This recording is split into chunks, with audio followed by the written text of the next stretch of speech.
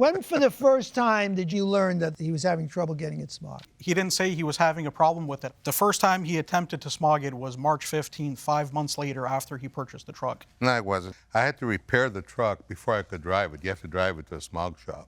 But you said you didn't pay for the repairs yet. No, you I had you haven't repaired to the make truck. it drivable. The But steering I box thought you said it was and the oiling. drivable. He said that you had to pick it up in a trailer. It was, well, drivable. It was movable. Let me rephrase that. You could move Yeah, it. if I push your car, it's moving. No. I had to drive it onto the trailer. I think he said he was able to turn on the ignition and get it onto the trailer, but I think they agree that he had to haul the It was not truck roadworthy. away. It wasn't roadworthy. I mean, you could drive it around the block if you wanted to, but I wouldn't take it, you know. The Therefore, steering Are was you on- prepared? Are you prepared to rescind the deal now? Give No, him I'm back not. his money? No. What do you want? One or the Because other. I don't still care. can't figure that out. If he wants to rescind the deal, I think maybe I've spent $600 in parts. I don't want to capitalize on his misfortune. He can give me back my $12,000 plus my $600, and we can go that way. So the only question is, Or he can just pay for the exhaust system. you're not suing for violating the law that requires him to have the car smog tested. You're suing to have him pay to do the repairs that you found out were necessary to pass a smog test. So as far as I'm concerned, the law may not have that much relevance to this deal. Another thing, Your Honor, is it's a custom exhaust system that he wants to put on the truck, which is chrome tips and an expensive custom exhaust, which I don't see that's necessary whatsoever. Okay. Well, what would be necessary? Hold on. What would The only thing that I think would not make the truck pass smog would be the catalytic converter. That was That's $600. No. That was $600. If all you needed to pass this was a catalytic converter, that would solve the problem, no, it right? wouldn't. It You want to wouldn't, make Your it a Honor. little better than that. No, it wouldn't. He's the seller. The state law states as the seller. Okay, I'm not See, gonna now argue. I'm confused. I'm not 'cause gonna You like, have to. One not minute gonna- you don't want to reference the state law.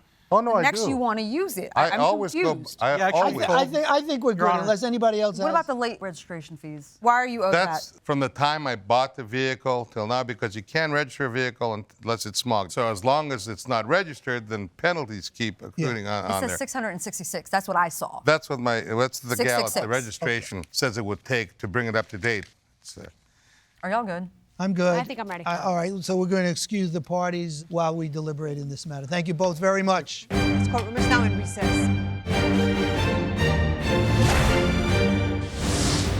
So I thought this was going to be like an open shut case. And Well, it is. I'm thoroughly confused. Please, the two of you, help me out.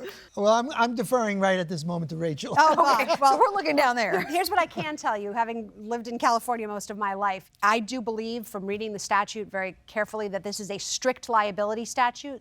I don't know if I credit the defendant's testimony that nobody really cares about that law, but the law is the law. You can't pass it off to the plaintiff just because he knows a lot But about cars. he's not really relying on that law. But that's for the problem basis here. Of his action. If the plaintiff were in here asking to unwind or rescind the sale, I think it would be an open and shut case. Right. But what he's asking is, almost admittedly, for an expensive upgrade to the car that might not even make it able to pass the smog check.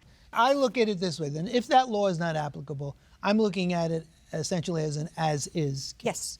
He purchased the car. He should know better because he's in the car business. It was his burden to make sure that he understood what would have been required to get this car on the road. Then he's a sophisticated enough buyer to know that maybe he needs to get a mechanic in before he dumps $12,000. How does that sound to you? So we're saying that had he relied on that strict liability statute that said as a seller he was responsible for getting this smog test, then this would be an open shut case, but he's not relying on that. He's not. He bought the car And we can't with keep, his eyes we can't open. keep coming to court and saying, well, listen, I spent this amount of money, it failed again. And he doesn't want I to ju- return the and car. He doesn't want He to return wants And more the car. importantly, this statute, which again is strict liability, it is also very strict in what remedies you can seek. And it allows you to either unwind the deal or recover your cost for the smog check itself. There is no provision in this statute which allows you to say, hey, it's going to cost me $2,600 or $1,100 or any amount of money to make the car able to pass a smog check and then come in and seek those damages. All right, we're in agreement. Plaintiff loses? I'm not entirely sure what we agreed on. Well, the plaintiff bought the vehicle plaintiff failed as to meet his is. burden of proof. Agreed. And he fails in his cause of action. All right, we have a verdict.